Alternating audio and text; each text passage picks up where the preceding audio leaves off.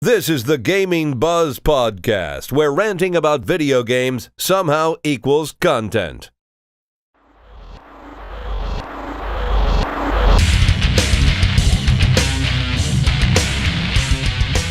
Hello and welcome to Gaming Buzz, episode 60. I'm Jacob. That's Darien. He's joining us again. Hello. And that's Jason. Yep. And we're continuing our discussion from last week on the mini mediums of video games. And if you haven't seen our previous episode, obviously you should go do that. We'll include a link in the description below just to make it nice and convenient for you, because you really want to take the full picture from the very beginning to the modern day. And we're covering roughly the middle ground. When we ended the last one, we covered the PlayStation, and that was it, right? Right. So we're going to continue from there, and we're just going to get into it. Nintendo 64. Oh, this is an interesting one. One of the most controversial decisions in the video game industry. Nintendo decided to stick with cartridges and not go on to CDs, and that cost them a lot. Granted, there are some great benefits to doing this over going with CDs like the PlayStation or the Saturn, but it cost them because storage space, and that cost a lot of, made a lot of developers move over to developing for Sony because you didn't have to pay the quite high cost for cartridges. Right. Yep. And so they lost companies like the big one, Square Enix. I really think that Nintendo made a misstep because they didn't make a CD player or CD add-on for their console. It's weird because they were working on it. They made yes and no, because they made the 64 DD, but it wasn't CDs. It was a magnetic disc, actually more similar to a floppy disk, or actually its closest relative, I guess, would be a zip disk. I'd rather have and had that the CD. We could take an entire episode and discuss why the 64 DD was a colossal failure and they should have never tried it. Now, a disc drive for the N64 would have been amazing, wouldn't it? You get a nice CD drive, and then you could have all of your PlayStation 1 games on the N64 without any compromises. Yeah, I don't think that's how it works.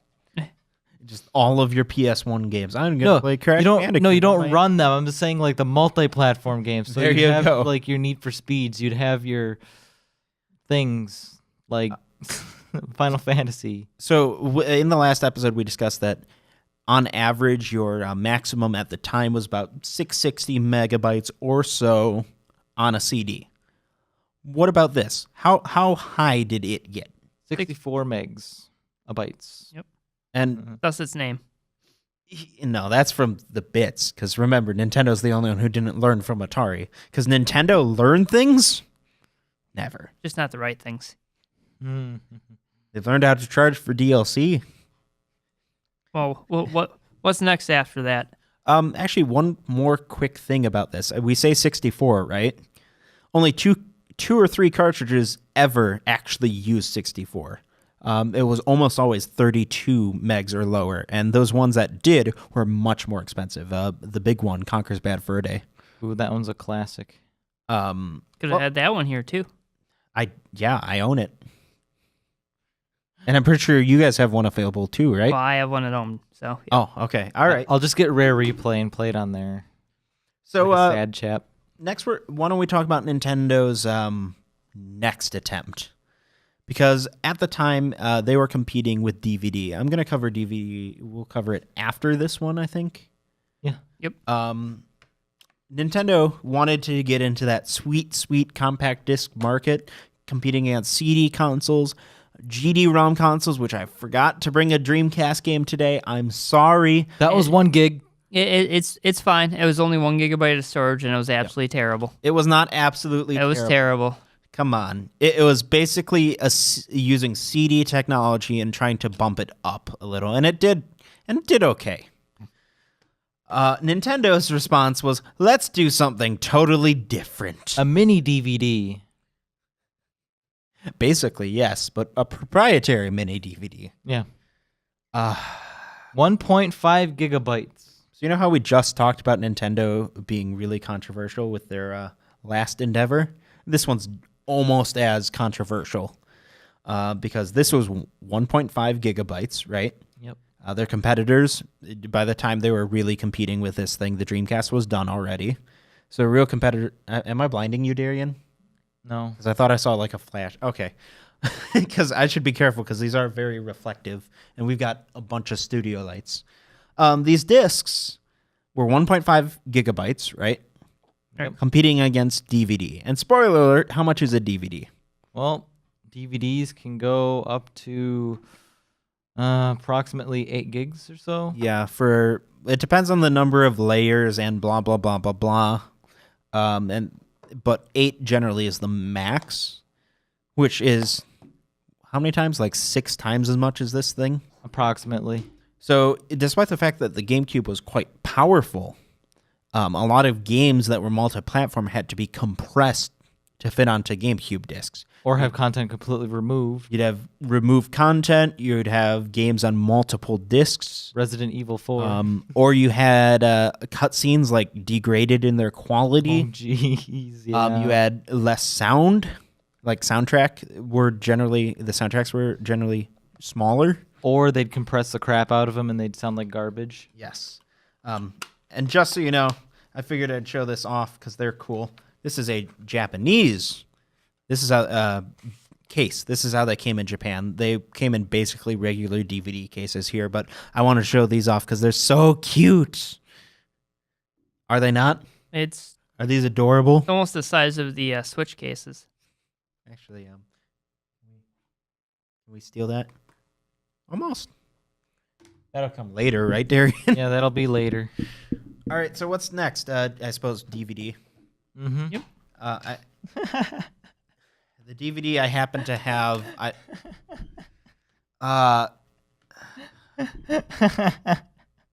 Thanks, Darien.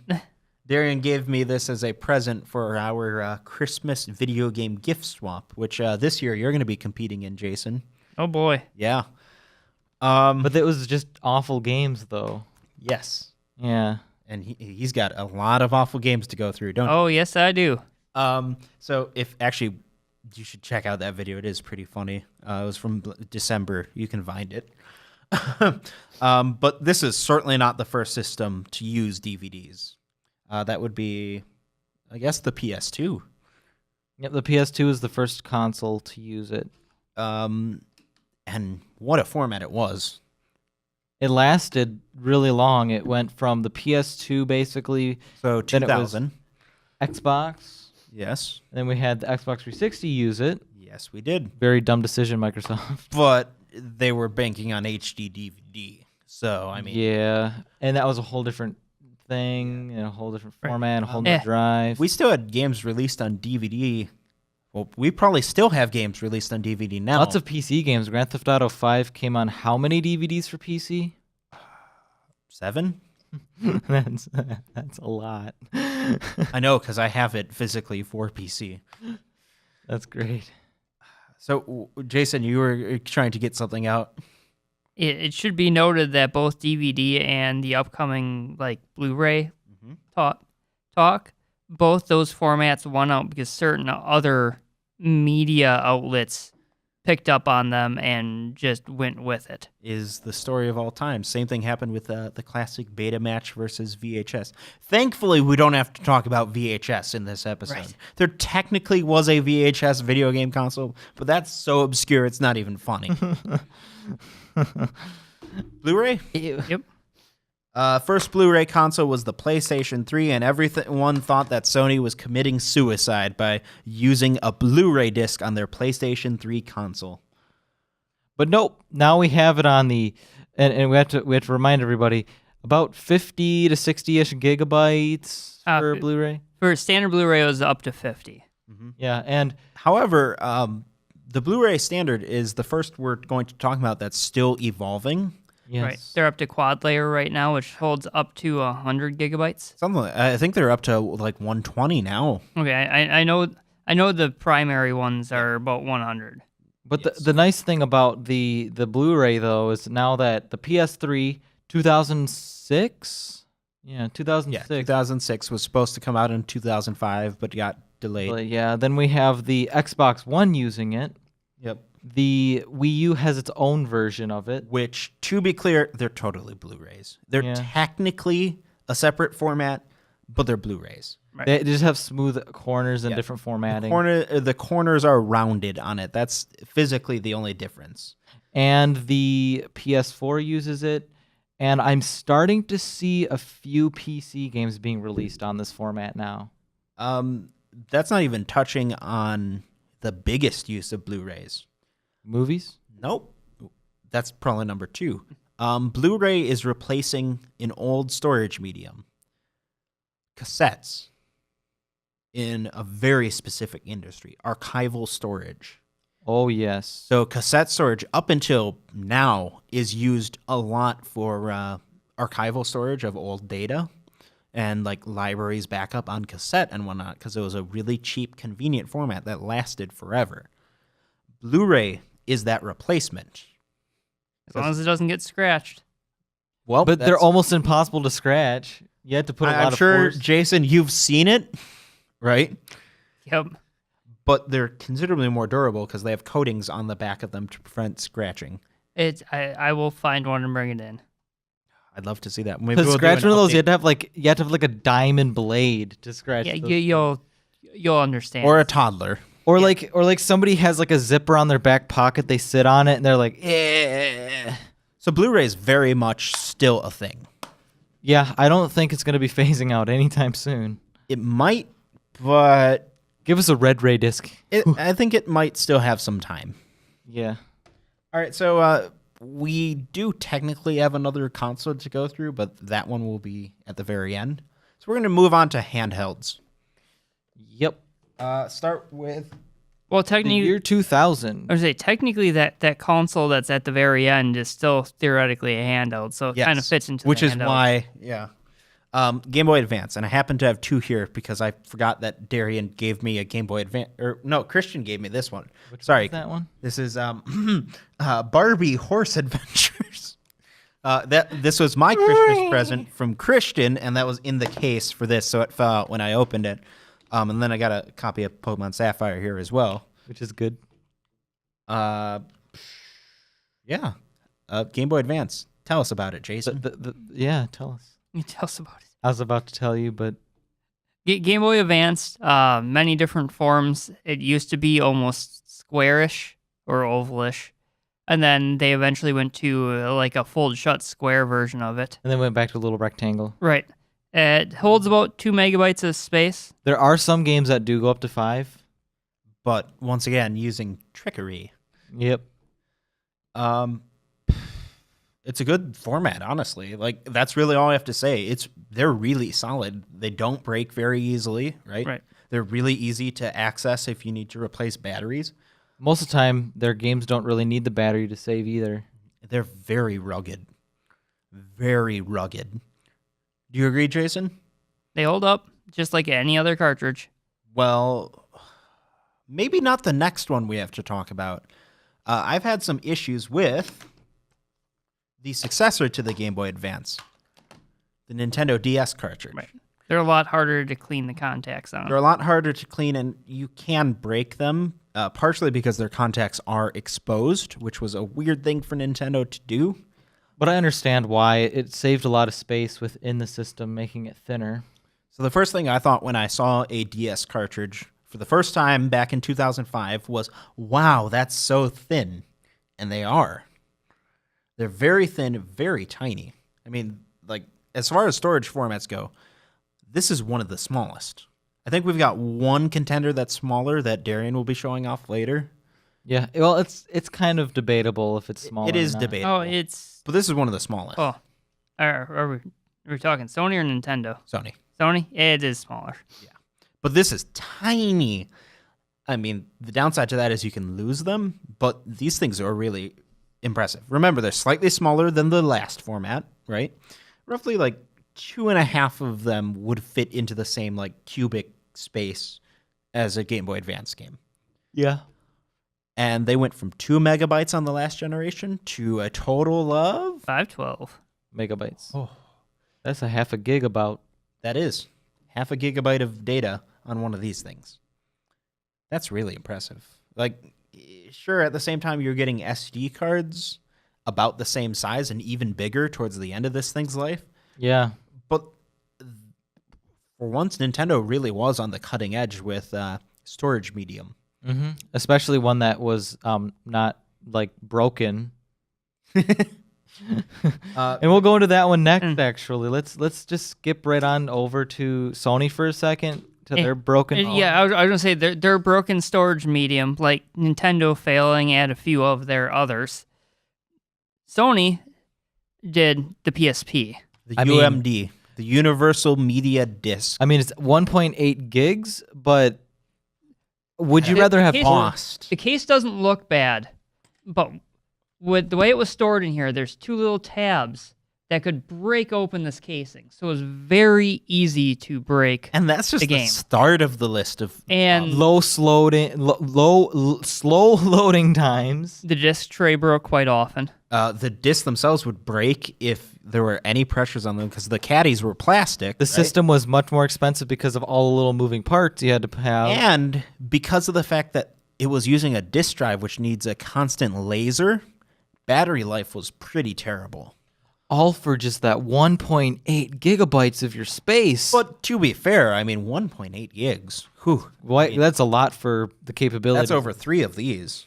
Like, the graphics weren't the greatest, but they could just pack content and content and content. Holy crap. I really appreciate the PSP because it's one of the times where, sure, they failed, but Sony showed ambition with it. It was They impressive. didn't see it as a video game format. They saw it as the next generation to your CD or your DVD. It was their pre-Blu-ray blunder. They had movies on UMD. They had music on UMD.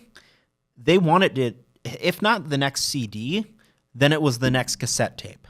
It was like the movie quality, too, on those UMDs were pretty amazing. Certainly better than Game Boy Advance Video. I've hooked up a PSP with composite to a TV, and it upscales really nicely.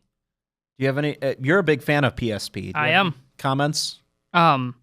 Despite its flaws and its battery life, there was a lot of awesome things that came out of it, including a multiplayer version of Final Fantasy Tactics. There are a lot of good things out there. A lot of good collections, or good games, like Burnout Legends is like Burnout 1, 2, and 3, all in one compilation, love letter. It's also the only way you can get Innocent Sin in the States without importing it. Third birthday. Do feel that, like, the format itself was not a success. That's obvious. Right. But I understand why Sony chose it. Like, there are some formats out there that we've covered before where I'm like, why would you do that? But this is one where I'm like, sure, it was a failure, but I get it. And then they were able to go to a market where it was online. You could download all your games. And so moving back to Nintendo with the next system, now that the PSP and the DS had run their course, Nintendo decided not to reinvent the wheel. They use the same form factor with a little tab so that they could have backwards compatibility. This is a 3DS game. They're basically the same thing. With a little extra tab. Little extra tab to prevent you from putting 3DS games into an old DS. And they were smart enough to make it a different color. Yes, they're white-ish gray. I like the color. It's a very white gray.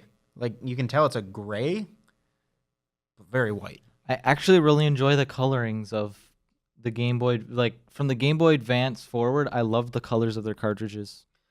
So let's talk about that bump in storage space because the DS held half a gig at max. Mm-hmm. What was the max for this thing? 8 gigs. 8 gigs, but 16 in some cases. For some, I think it was like one game. Pretty rare cases, and this is one where technically the storage format is not done yet, but we've basically seen everything we're getting out of this. Yeah, we had a really impressive life come out of the 3DS's cartridges. I mean, we really can't.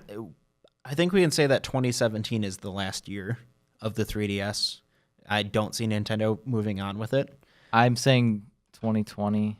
I always move my date around, but they're done with the 3DS, but technically not because they're just continuing on the 2DS, which can play the 3DS games. And they're releasing new titles. So, but the thing about it, think about it. This form factor has existed since 2004. But the thing is, it's a large space, and technology shrinks, so they could just add the chips in there, and But that's really impressive that this form factor has lasted so long. it's almost like Nintendo's CD DVD thing. If it lasts until 2020, which I have no doubt that it probably will, it's going to be about the same amount of time as the PS2 lasted.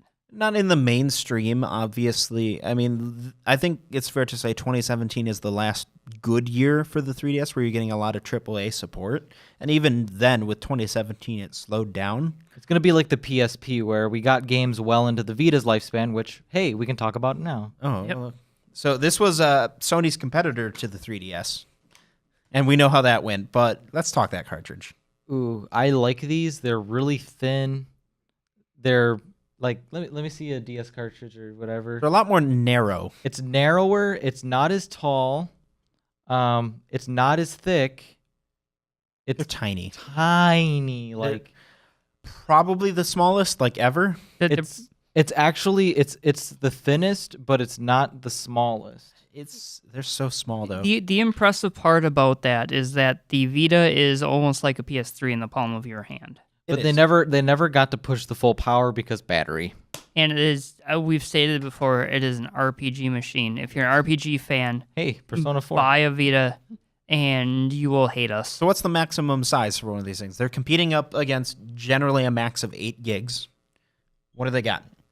Let me Yes and no and confusing. let me find it. Where is it on I don't your even know if list? it's on there. It's not on the list. Its maximum size really 16 maybe? 16 was there, 32 was in the questions early on. Maybe. But 4 to 8 gigs is like the max because most Vita games don't go above 5. The interesting thing with that is 8 gigs tends to be the most common used, whereas for the 3DS, 8 gigs was rare. Typically, there are 2 or 4 gig cartridges. So generally, your Vita games were much bigger in scope, typically 2-3 times bigger. Well, it was to support HD textures. Exactly. We've talked before about how the Vita died, and its pluses, its minuses. We don't have. But to it's get still very alive. There's going to be this is already going to very be out. alive. It's still very alive. I would for not the say RPG. very. It's not very alive, but it's still somewhat alive. It's kicking while on life support. right. We've got one more to talk about, and this kind of takes all these formats we've talked about, and the newest mainstream format we've seen. Nintendo Switch, which has these monster contacts on the back. How many are there? Just like 4 or 6. 5? There's 1, 2, 3, 4, 5 monster contacts. They're just beefy compared to a whole bunch of little ones. They're doubled up contacts. Can I see it? Yeah, they're doubled, so they have. Almost as small as a PlayStation Vita. It's the same. It's the same dimensions, except it's thicker. They are thicker. So also almost the size of a DS title. It's actually smaller. Yeah. It's actually the same thickness, exactly. Yeah, it's small. I've already done this at home quite a bit. Switch holds up to 32 gigabytes of information, and it's more than any other system. That's the at big this time. That's the reason why there's so many contacts on the back of that. And there is talk of a larger size in the future, like 64 gigs is not out of the question. Right. But, it's so early on, like with the DS, they own like the maximum sizes were like your 512s, your 2 and 4 gigs.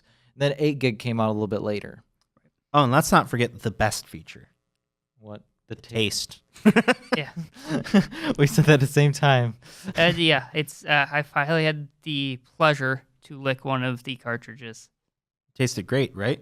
Even after drinking soda, the soda went around where I licked the cartridge on my tongue. Stays. It's a chemical, and the thing with the Switch, part of the reason why it's at the end is that it bridges the gap between our home console and our on-the-go handheld. In the format and in the system in general.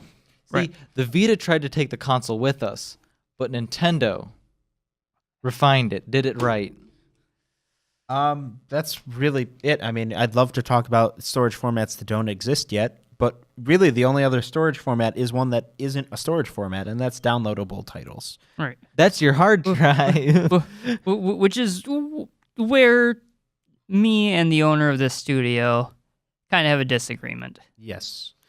We've talked about this before several times. We're not going to go into too big of detail here, right? Right. But downloadable titles are all the rage, and they're doing really well right now, right? Right. The argument is, how long will it take for these things to die completely and not exist anymore, and everything to be downloadable? And we'll touch on that in 2 weeks. Or a week. A week, 2 weeks, whatever. Yeah. I'm old. I forget these things. In the meantime, we've been talking for quite a while. My throat is parched. I'm ready to go. So let us know in the comments below if you like these formats. What's your I dropped Sapphire. What's your favorite storage format of all time? Why don't we answer that question ourselves? Darien? Oh, man. My favorite storage format, it has to be Blu-ray. Blu-ray? I do really like Blu-ray. I like the oily feeling on the bottom, even though you're not supposed to touch it.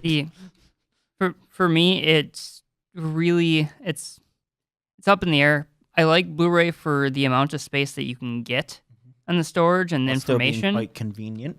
but the basic design and ability to hold up over time, stuff like the Nintendo and cartridge-based stuff. Yeah, I kind of agree with Jason. I I'm kind gonna of go take mine back. in the middle ground. I'm gonna say 3.5 millimeter floppy drives. Actually, Floppy disks. the one that I like the most is the DS, just because it has the biggest history with me. I really like the DS, and spoiler alert, if this actually will probably be out before we do this, but I'm doing a giant box opening of a whole bunch of DS games that I'm collecting. Either gonna that's be out. really I don't exciting. know, because we're secretly filming this in advance. I don't know if that's out yet or it will be out, but either or, whatever. So like this video, let us know your favorites in the comments below. Let us know if we missed any formats, anything like that. And we'll see you guys next time. Check out our shop, www.gamingbuzz.com/shop. So you're not Support naked. us. You guys want them to buy stuff so we get paid, right? Yep. I'm hungry. I don't even get paid for this. I'm doing this out of the kindness of my heart. He's pro bono. Yeah. Yeah. Jason's like, yo. I mean, look at him. Look at him. Eventually, Christian, put the camera on Jason right now. Look how sad he is. eventually, they are going to pay me for this sort of thing. But until then, my time is free. Well, We appreciate it. we do appreciate it, Jason. You're a cool dude. That's everything. That's our show. Did it. That's all, folks. Bye, guys. Did you like that? Of course you did. You can get more at gamingbuzz.com. Let us know what else you want by connecting with us on Facebook, Twitter, or YouTube.